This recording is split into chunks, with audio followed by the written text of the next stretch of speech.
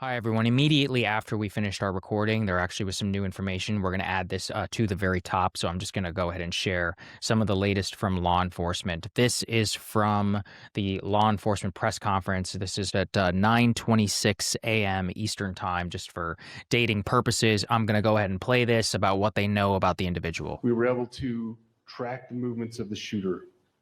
Starting at 11:52 a.m., the subject arrived on campus shortly away from campus. We have tracked his movements onto the campus, through the stairwells, up to the roof, across the roof to a shooting location. After the shooting, we were able to track his movements as he moved to the other side of the building, jumped off of the building, and fled off of the campus and into a neighborhood. Our investigators have worked through those neighborhoods, contacting anybody they can with doorbell cameras, witnesses, and have thoroughly worked through those communities, trying to identify any leads. We do have good video footage of this individual. We are not going to release that at this time. We are working through some technologies and some ways to identify this individual. If we are unsuccessful, we will reach out to you as the media and we will push that publicly to help us identify them. But we are confident in our abilities right now, and we would like to move forward in a manner that keeps everyone safe and moves this process appropriately. So that's big news. They do have footage. We discussed in our segment about how it was pretty shocking that they had not released any information or video there. We do have one more thing that we can play here about the rifle, which the weapon they believe that they've discovered. I'm going to go ahead and play that as well. This morning, I can tell you that we have recovered what we believe is the weapon that was used in yesterday's shooting. It is a high-powered bolt-action rifle. That rifle was recovered in a wooded area where the shooter had fled. So the FBI laboratory will be analyzing this weapon. Investigators have also collected footwear impression, a palm print, and forearm imprints for analysis. Now, I understand there are a lot of questions about motive. I assure you that all leads, tips are being fully investigated. As of this morning, we have received more than 130 tips. We thank the community for that. This morning, I can tell you that we have recovered. So there you go. They've recovered a high-powered rifle. So those are the two kind of addendums that just to add into that, keep that in context. Anything else you want to add, Krystal, before we throw to our original comments? No, I think that's it. Yeah, just guys, we record a whole thing and then right afterwards there's this press conference. Right. So, just take that additional information in as you're listening to our commentary. Obviously, some of the specifics have changed about what we know about the potential suspect, but I think all the overall commentary on what it means for the country, et cetera, There you go. continues to stand. So, That's all right, guys, we'll keep you updated best we can. And Ryan, Emily, and I will be doing a Friday show tomorrow as well. Hello, everybody. It's Thursday, and we had to do a little bit of special programming today because conservative activist Charlie Kirk was shot and murdered yesterday in Utah. So we're coming in from home. I think people can hear. It's a very difficult story to cover, and we're going to take everybody through it, and we're going to talk a little bit about kind of what it means, to us and kind of what I think we means, to the mission of the show and just generally about the country and all of that. But we do think, this is a place where we have to show up. We got to do the news. So Krystal, why don't we just go ahead and start, with everything that we know? Crazily enough, it was literally happened as we were planning the show. That's right. For the next day. And we all found out in real time. So yeah. It's Emily started sending us messages and none of us could believe it. And before we get into what we know, which frankly, we waited to put anything out last night because there's always, misdirection and things that are wrong, et cetera. And usually things shake out and you get a clearer picture of what the hell happened. And I can't say that we know that much more this morning than we did yesterday. From everybody at Breaking Points, from me, Saagar, Ryan, and Emily also wanted us to convey our horror at the whole thing and our deepest condolences to Charlie's family, his wife, his two kids who were there on the scene when he was shot and murdered in this political assassination that happened in broad daylight. So here's what we know. Let me go ahead and set the scene a little bit. This was, Charlie is known for his college tours. This was the first stop of a college tour. This was in Utah at Utah Valley University, and it looked like a normal day. He was out. He was throwing hats into the crowd, and then suddenly gunfire erupts, and you can see everybody scattering and screams and chaos. You guys have probably seen the actual video of his murder, which was captured on camera. And if you haven't seen it, I recommend you don't watch it because the image will haunt you for the rest of your life. Yeah. Absolute horror. Single shot to the neck, and he instantly collapses. The students, of course, flee, as we showed you there.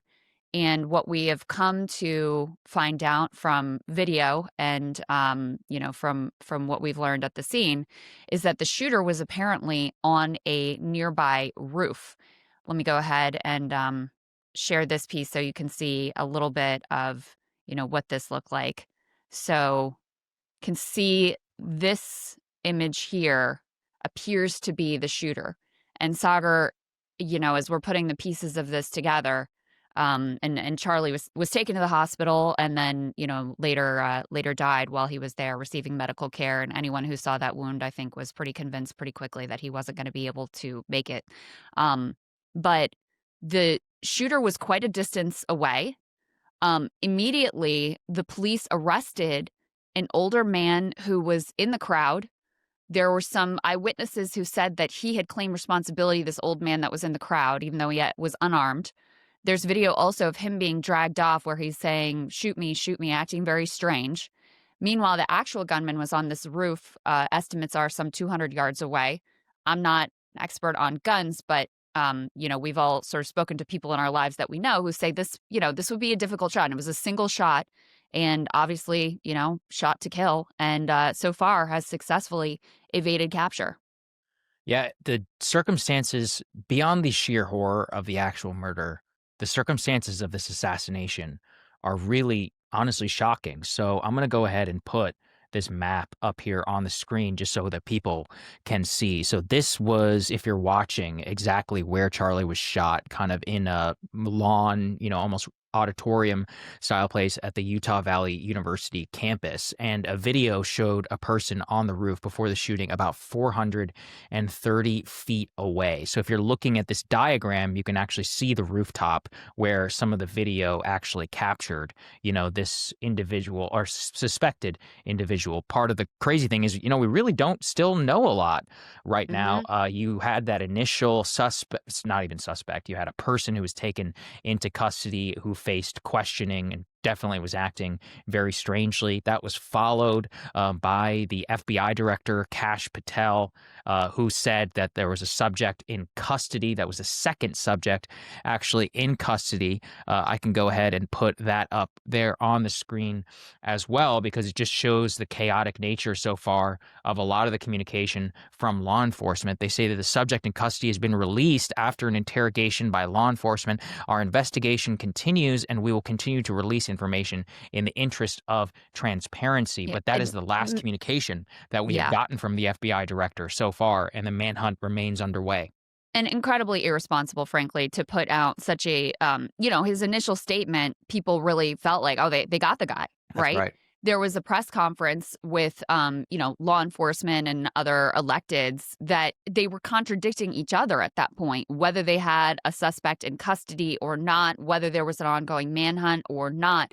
In addition to the old man that was seemingly acting very bizarre at the scene, but has now been released, there was another guy that they arrested. I think that actually is the subject that Kash Patel was referring to here. Also turned out to be uninvolved. He'd been like a Heritage Foundation staffer, so just part of the sort of conservative firmament. I don't know why they picked him up at all, but extremely bizarre. At this point, basically the only thing that we have heard definitively about the appearance of this, of this individual, the assassin, is that they were dressed all in black. There was some audio released from a police scanner that, said, we're looking for a subject who's dressed all in black. That's basically it. We don't have any photos of any suspects. We haven't heard anything about any tips or intelligence. Now, maybe there are things going on behind the scenes, but the fact they had two separate individuals in custody that they questioned and released and have not put out any information to the public to try to apprehend anyone, I mean, it's deeply concerning. And all the experts who've looked at this say this looked like an extremely professional job. The shot itself would be difficult, and single kill shot. Then he's able to seemingly flawlessly escape, and escape justice, at least up to this point in the day. Saagar, do you mind putting that map back up on the screen Yep, if you no have problem. it? Because Yeah. if you look at that building, there is a parking lot too that is right behind the building that Right here. that the shooter was alleged, that we think that the shooter was on when he murdered Charlie Kirk. And so the thought is that he was able to, escape from this building while the crowd is fleeing, while they're busy arresting this old man who has apparently nothing to do with it. He's able to probably go to this parking lot and escape and vanish so far into thin air. So from the difficulty of the shot, the execution of that, to the ability to get away from the scene and and take advantage of these diversions, makes it seem like it was intentional. I guess that's not completely out of the question, but take advantage of this chaos to be able to exit. This was someone who knew what they were doing. This was not some random radicalized incel on the internet or whatever. This Yeah. was someone who, someone who had a lot of experience in marksmanship, and who had a plan and was able to execute it. Yeah, what I heard from a few gun experts is they were like, look, it's not that 200 yards is a difficult shot. They're like, somebody could do it. They would have to know some familiarity. Generally, laying in the prone makes it a lot easier in terms of the sniping direction. But I think actually you have to combine it with the totality of what we've seen in the execution so far. Wearing black, also, laying in the prone, finding a position, planning the attack, having a way of egress, evading capture, some 13 hours. Now, keep in mind, everybody, we're recording this around 8:30 a.m. Eastern Time. So people should just remember that, information can break very quickly. But this is largely not just our, assessment. It's also the assessment of some law enforcement experts. CNN actually had a guest on who made this very point. So I'm going to go ahead and play a little bit from what they were saying. In a case like this, you're looking for someone who has detachment and a lack of empathy, who likes to be in control. The offender characteristics of the assassin sniper are something that's been studied very closely, especially by the Secret Service. And it's someone who's methodical and patient, self-reliant. In other words, Caitlin, this is the kind of person who would have planned to get in silently, try to be invisible, take this shot, accomplish the mission, take the gun with them, and leave little evidence behind, which is why I think they're having a very difficult time getting started on this. This is someone who was a planner. And John, also what stood out to me from what we heard from officials earlier was they said it was a single shot that was fired. It wasn't multiple shots in Charlie Kirk's direction. They said it was about 200 yards away from where he was sitting under that tent. What does that tell you about the person's familiarity with firearms? That tells you that the person is not new to shooting, that they understood exactly what type of long rifle to bring, what kind of optics in terms of scopes and sights to have on that, what the windage was that might affect a shot from that distance. This is someone who knew exactly what they were doing and is probably known to others, and this may be working to the advantage of law enforcement, as someone who has a long history in shooting. This wasn't an amateur. So Wow. I think that that's very important to keep in mind here. That's what they're saying now so far, in terms of the initial assessment. And I think, again, combining the totality of the shot of the execution of getting out. If we think a little bit more recently, one of the more high-profile assassinations that we saw with Luigi Mangione, there's a couple of differences because Mangione, came up very close to the United Healthcare CEO, and of course, he was able to escape, but he also was, he made a couple of mistakes there with security camera footage. They were releasing images. Law enforcement, again, to this point, has not released any image at all of the suspect. In fact, the press conference that they gave said that the CCTV footage was grainy and it just simply showed a person in black. Presumably, also, the FBI is going to be doing like a cell phone location ping, which they're able to do, and they've done in high-profile investigations as well, to try and narrow all of the individuals who were there. I was looking at some maps of the area. There was a freeway very close by, and obviously it was a very chaotic situation, to be able to go away and get in. There were some 3,000 people who actually attended the event. But broadly, at this point, the fact that you've evaded capture for some more than 12 hours now since this attack does show, and also the release of 2 suspects says this is a difficult investigation right now for the FBI, Yeah. and it does tell us also, with the information, the conflicting information, and all the stuff that came out, it is it's pretty shocking, and it does. I think also what we can focus on is this.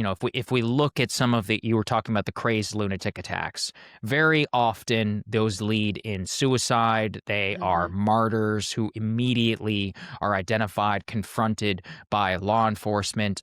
In this particular case, I think the fact that the shooter fled, had a plan in the very beginning, that there's been no claim, manifesto, etc., actually is a message in and of itself, that this person, at the very least, wanted to evade capture. Now, again, keep in mind, that could be still a single individual. The DC sniper case, if we originally think back to that, there was a lot of speculation to the planned nature of it. It was, it's crazy. Actually, we're talking on the day of 9/11, the 24th anniversary since the 9/11 attacks that happened in the wake of that. And there was a lot of worry about terrorism, etc. Obviously, it turned out to be, a crazy guy and his son, but he did have military training, and they certainly did plan a lot of this around. Luigi, again, similar situations to somebody who conducted an assassination, high-profile assassination, was able to flee of their own accord, got away for a couple of days. So it is certainly within the realm of possibility. But the nature, the political assassin nature of this is so extraordinary, and it really doesn't have a lot of parallels in modern American history, which we can return to. But, there's also some pretty kind of crazy information now that's coming out. I want to keep in mind it's speculation, but there was John Solomon over at who works for, I think, Real America's Voice, was recently reporting here on Fox News that there was actually some foreign intelligence lead involved in Charlie Kirk's assassination. Keep in mind, look, Solomon, he has his own track record. You can go and look for yourself. I will say he's the person who broke the Charlie Kirk's death story. He was the first person to report it, actually, over at Real America's Voice, which was the outlet which hosts the Charlie Kirk program. But here's what he had to say late last night. And we all lost, no matter what side of the political aisle you're on, we lost something important in America today. But the case goes on, the investigation goes on. There's a lot of piecing of evidence together. We don't have a shooter tonight. We have a couple leads, a couple people that were released that probably aren't the shooter. There's a couple hot leads. There's a little bit of foreign intelligence. And I think over the next couple of days, we will learn a lot more. And hopefully we will bring to justice the evil person who did what they did to Charlie today. Yeah, I hope. So John Solomon's there saying a little bit of foreign intelligence. It's not deniable. He's got a lot of sources in the Trump administration. He's one of the favorite journalists of Donald Trump himself. And we know that Donald Trump has actually spent a lot of time actually on the phone. There is, let's see, Krystal, if you just want to talk, there's some new information. I'm just going to review it. Okay, go ahead and take a look at that. So Saagar and I also actually both have personal experience with John Solomon. He worked, he was our boss effectively at the Hill when we both started there. I will say he is not always the most reliable character, but as Saagar said, he is very well sourced in the Trump administration. He's close to Trump. He's close to Charlie. He, is I'm sure close with people in the FBI, probably Kash Patel himself. So, that's why it's worth paying attention to what he says there. to go back to what Saagar was saying about, okay, well, what is the profile? What do we know of this individual and what they wanted to accomplish? Unlike, we can compare to the recent school shooting in Minnesota. You know, that person posted long video. There were long journals. They wanted people to know about them and their psychology and what they were doing and why. With all this symbology, they also intended to be killed on the scene and killed themselves on the scene. You know, that is a typical trait. Oftentimes, is you'll see a manifesto. You'll see someone who either dies by their own hands or intends to be killed by the cops. There's a desire for sort of infamy and notoriety. You also have, the desire to make some specific political point and make it really clear and apparent to the public. In this instance, you have two things that you can say for sure. This person wanted a public execution. They wanted it to be on camera. They wanted all of us to be scrolling through our Twitter and seeing the gore and the horror, the absolute horror of this. That was the message they wanted to send. They wanted all of us to see it. They wanted everyone, certainly who's a public figure, they wanted everyone to feel unsafe and know that even if you're, Charlie Kirk and you got the president's ear and you've got a security team around you, that no one is safe. And we also know that they wanted not to be found, right? They wanted to do this from a distance. They did not want to be captured. They wanted to evade justice. They wanted to get away. As far as we know at this point, we haven't found or located any sort of specific manifesto. Now, that doesn't mean that this wasn't ideological. I think it's very likely ideological. Very likely ideological, although, you can't rule out, there's all sorts of types of people that this could be. But I think that the third thing we can say for certain is this was someone who planned and had some level of experience. Again, it looks like it was a professional job. Now, maybe they just got lucky. Maybe this was someone who was a hunter and a pretty good shot and had an idea of how to get away and was able to pull it off, without some sort of, like, people are speculating this could be a government, this could be terrorists, this could be foreign intel. I think all those things are on the table without going too far down the speculative rabbit hole. But I think those are the pieces we know at this point. This was someone who wanted a spectacle of gore and assassination to haunt all of us, and someone who wanted to get away and be elusive and evade capture. That's right. And that's, again, that is a message in and of itself. It kind of does rule out some of the more traditional, not traditional, but some of the other high profile incidents that we may have all witnessed very, recently. We had the school shooting in Minneapolis. Often, those lead to murder, suicide. We've seen attempted assassination, or even in terrorism, right? It's very often that will be conducted and then claimed, and or, you want to create the spectacle there and immediately make sure that your ideology is felt. The very fact that hasn't happened is certainly an indication, again, of something. And eventually, if the case does get resolved, we'll learn a little bit why. My only caution is Luigi Mangione very likely conducted a political or, some sort of ideological assassination, at least in his own mind. And he still fled, right? So same, the DC sniper, very similar. He was obviously just deeply mentally ill. But I mean, everything is on the table because we don't know anything. That's kind of what's so shocking. I'm not going to share the information. It's not credible Not enough confirmed. for me to be able to bring anything. Yeah. Let me just pick up on the Luigi point because just as a reminder, and I'd have to go back and look at the timeline, but it was pretty quickly that we were starting to get information about, he stayed at this hostel. Yes, that's right. He ate at this location. Here's the surveillance photo of him at the hostel. Here's the surveillance photo of him here. There were some pieces. He was able to get out of the city, but there was some information that they were, in fact, working with. And, pretty quickly you knew a significant amount about this individual and they were able to chase down leads.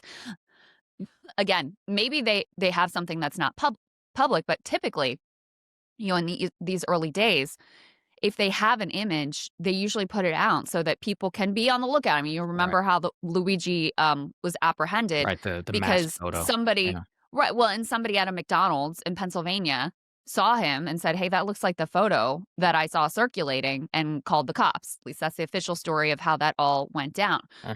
So they like to get the public involved if they don't have a suspect in custody, so that people all over the place can be looking and calling in tips and trying to assist in this investigation.